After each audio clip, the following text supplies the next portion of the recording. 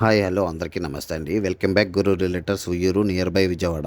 ఈరోజు మనం చూడబోతున్న ఈ ప్రాపర్టీ ఉయ్యూరు వల్లూరు రోడ్డుకి నియర్ బై ప్లేస్ అయి ఉన్న 4 సెంట్లలో east facing G+1 independent house అయితే మనం చూడబోతున్నాం ఫ్రెండ్స్.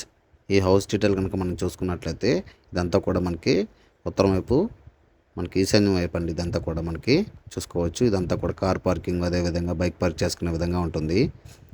గ్రౌండ్ ఫ్లోర్ అంతా కూడా మనకి మూడు గదులు చొప్పున 2 పోర్షన్స్ అయితే ఉంటాయి. చూసుకోవచ్చు. స్టెప్స్ అవి కూడా మనకి ఫస్ట్ ఫ్లోర్ వెళ్ళడానికి స్టెప్స్ అండి. అవి దక్షిణం వైపు స్టెప్స్ ఉంటాయి. చూసుకోవచ్చు. మనం ఫస్ట్ ఫ్లోర్లో గ్రౌండ్ ఫ్లోర్లో చూసుకోవచ్చు అండి. హాల్ అండి. ఇదంతా కూడా మనకి హాల్ ఏరియా. పైనది కూడా మనకి సీలింగ్ అది కూడా ఉంటుందండి నీట్గా. చూసుకోవచ్చు. మాస్టర్ బెడ్రూమ్ అండి ఇది. వుడ్ వర్క్ అది కూడా చేయించుందండి సీలింగు.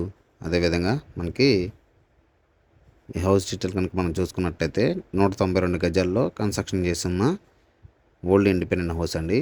వంటగది అండి ఇదంతా కూడా మనకి కిచెన్ రూమ్ అండి. ప్రస్తుతం ఈ హౌస్కి వచ్చేసి మనకి 20,000 రూపాయలు అయితే రెంట్లు వస్తున్నాయండి.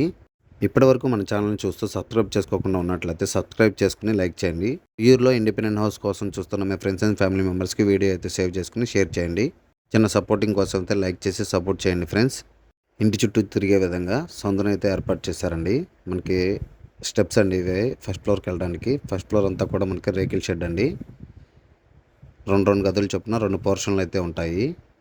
ఇదంతా కూడా మనకి ఈస్ట్ ఫేసింగ్లో 192 గజాల్లో కన్స్ట్రక్షన్ చేసిన ఓల్డ్ ఇండిపెండెంట్ హౌస్ అండి. ఉయ్యూరు ఏరియాలో 52 లక్షల బడ్జెట్లో ఇండిపెండెంట్ హౌస్ కోసం చూస్తున్న మీ ఫ్రెండ్స్ అండ్ ఫ్యామిలీ మెంబర్స్కి వీడియో అయితే సేవ్ చేసుకుని షేర్ చేయండి. సో ఇదే విధంగా మీ ప్రాపర్టీస్ని అమ్మాలన్నా కొనాలన్నా మరైతే మమ్మల్ని కాంటాక్ట్ అవ్వచ్చు. 100% వాస్తు, బ్యాంక్ లోను, అదేవిధంగా మనకి ప్లాన్ అప్రూవల్తో బ్యాంక్ లోన్ వస్తుందండి. ఫస్ట్ ఫ్లోర్లో రేకుల షెడ్లో ఈ విధంగా అయితే మనకి హాలు, ఒక కిచెన్ అయితే ఉంటుందండి. ఎదురొచ్చేసి మనకి బాల్కనీ, బ్యాక్ సైడ్ అండి ఇదంతా కూడా మనకి కిచెన్ ఏరియా. ఇదంతా కూడా మనకి కిచెన్ ఏరియా వస్తుందండి. రేకుల షెడ్ అండి. ఫస్ట్ ఫ్లోర్ అంతా కూడా మనకి మీరు చూసుకోవచ్చు.